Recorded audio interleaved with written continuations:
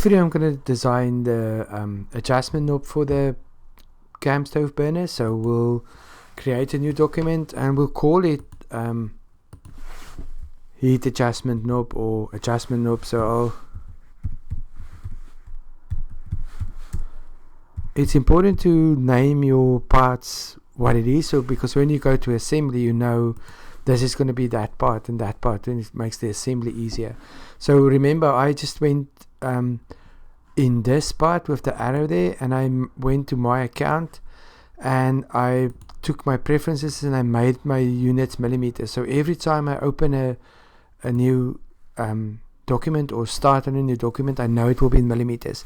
Now, because the adjustment knob will be on the side, so I can choose the front or the right view when I start drawing. So I decided to make mine 22 millimeters in diameter. So I'll grab the circle tool and I'll just extend that, and then I can just type in there 22, enter, and that's my little adjustment knob. Now I have to, it's still a flat little part, so now I'm going to give it a little bit of body or thickness, so I'll extrude it out, and I decided to extrude mine out 18 mils, so I'll go 18 mils, and then I'll check here on the 18 mils, and then enter that or give it a green tick. So now I've got it just a little shape like this. There's no nothing on it yet. So what I'll do first is I'll try and get maybe some grip on it. So what I'll do is I'll go to sketch. I want to sketch on this plane, so what I'll choose here then is maybe my 3-pointed circle. So I'll go there and draw it maybe there, give it a radius of 2, enter. So what I've done there now is I've drawn a little circly part there, and then I can go with my 3-pointed arc again, that tool again. So I'll click there and I'll click there and I'll just put it on the line of the circle so that I've created that little shape there. What I can do now is I can go to extrude, and instead of adding material, see it wants to add material, I'm going to remove material and then give it a green tick. So what I've done there now is I've made one little indent in it. So what I was thinking, this will create grip for the whole thing. So what I need to do first is I need to go to my circle pattern tool, so circular pattern, and then I need to find the pattern that I want to, so the entity that I want to pattern. So I'll rather go to feature pattern because I want to pattern my feature. So what I'll click on the feature, and the axis of the pattern will be the circle there, and see automatically it gives me 4, but maybe I want 12. So let's see how 12 looks. You can give it a 12 looks quite good, so that will be my little circular pattern around it.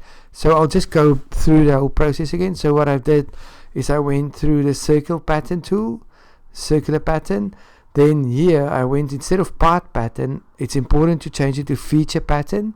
Then I'll click on the feature that I want to pattern, and then the axis of the pattern will be the circle, and it automatically gives me 4, but I'll decide on 12 and then enter that and then give it a green tick.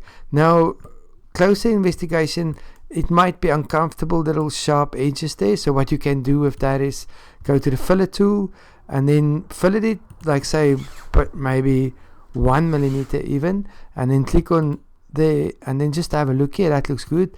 So I'll go to all my surfaces, so you can just click on the surface and it will automatically fillet it, and then you can go right around your sketch. So I'm right clicking on it to go to the other side. Those of you who are using SolidWorks, most of these will be the same. It might just be a different place where you find the tools.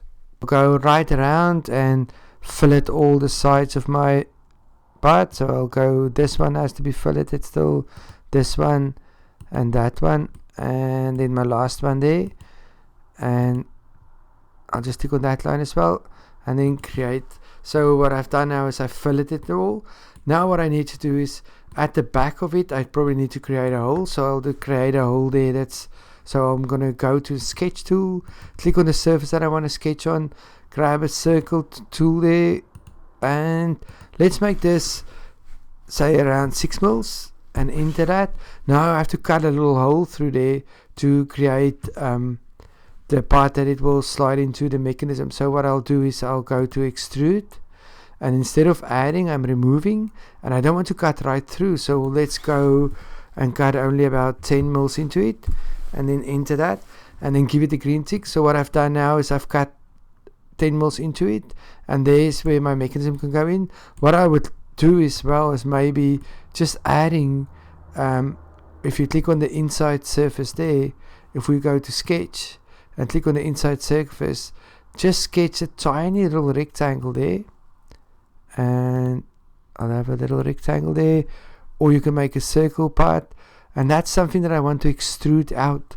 So I'll just go to the extrude, and you can extrude that out, but I don't want to extrude it all the way out. So later we can look at that again. That's just for if you want to have something that your axis can go onto. Now the front bit, I want to add more detail. So maybe for my heat bit, I don't want that rectangle there anymore. So I'll go to that sketch, right click on it, and delete that sketch.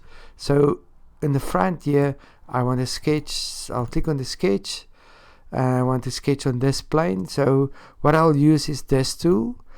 It's a tool. I want to grab it and draw the part that shows that it's getting hotter. So I'll go small there, a bit bigger there, a bit bigger there, and just like that. Now you can, while it's still a live sketch, I'll just press escape.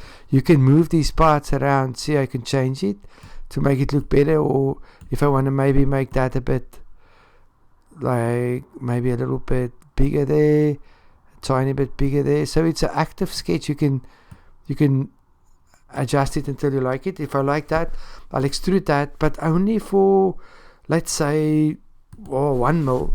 So I'll click here on the 25 mil and backspace on 1 mil and give it a green tick there, and that's my positive. And then I can just draw positive and negative there, or I can have positive and negative for cold and hotter. So what I'll do is I'll quickly just sketch a positive or negative. So I'll select this plane to sketch on, so sketch plane, then I'll probably just draw a little positive there, and this can be really small. It's just for if you Control Z. Remember, Control Z takes you back one step. It might be easier to, in a case like this, to see if you can add text or positive and negative. So that's our little heat adjustment part for the camp stove. The next part that I'll draw is the part that fits on here with the valve.